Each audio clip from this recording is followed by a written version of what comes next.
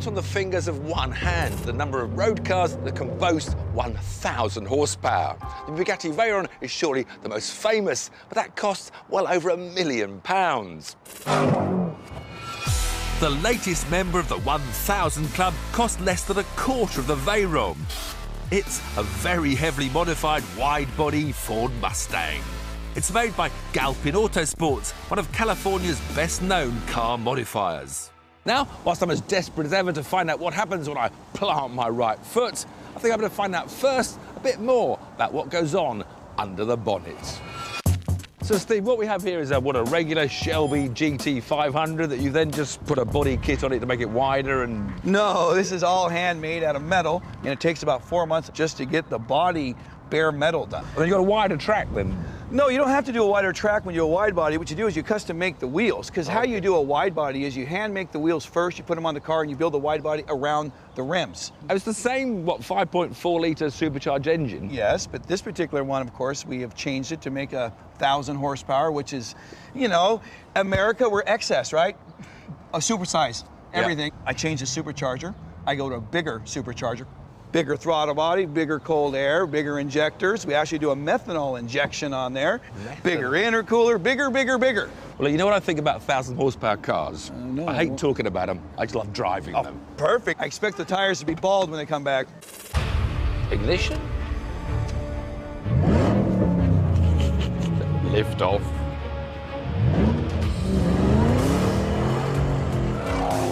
Unlike the Bugatti Veyron, it's not necessary to fiddle around under the dashboard to turn the traction off.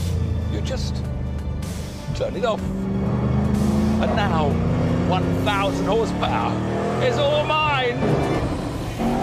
And this is going to get me into trouble. I've got 6,500 revs on the clock. Long digit. Whoa, whoa, whoa, whoa, whoa, bit of body rubbing in there. Whoa, spoiler, spoiler. Hedges, hedges, hedges.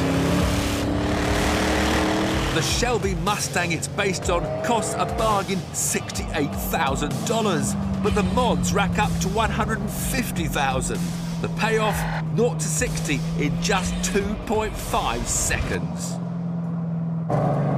Of course, it's not just power and brakes they've done here. They've transformed the suspension. It's got new shockers. It's got stiffer anti-roll bars. And really, for a stiff car, it's amazing how well it's taking the uneven undulations of this wild country road.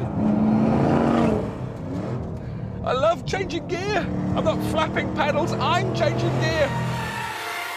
When I open the throttle wide, a little green light comes on just ahead of me on the dashboard, and that's telling me that the methanol has been injected into the cylinders. Because when it's producing 1,000 horsepower, it needs that to keep the cylinder temperatures from melting point. And it just surges forward, really, whatever gear you're in, it just gets quicker and quicker. Well, this is certainly quite an animal. It's big, it's brutish, it's very American. I was worried that this car would just be a headline grabber, all power and no finesse. But I'm happy to be proved wrong. This monster has actually left me with a bigger grin than a Bugatti Veyron. I am very well aware that I'm driving a £140,000 worth of car. And those big white walls that may look like soft, lovely snow are actually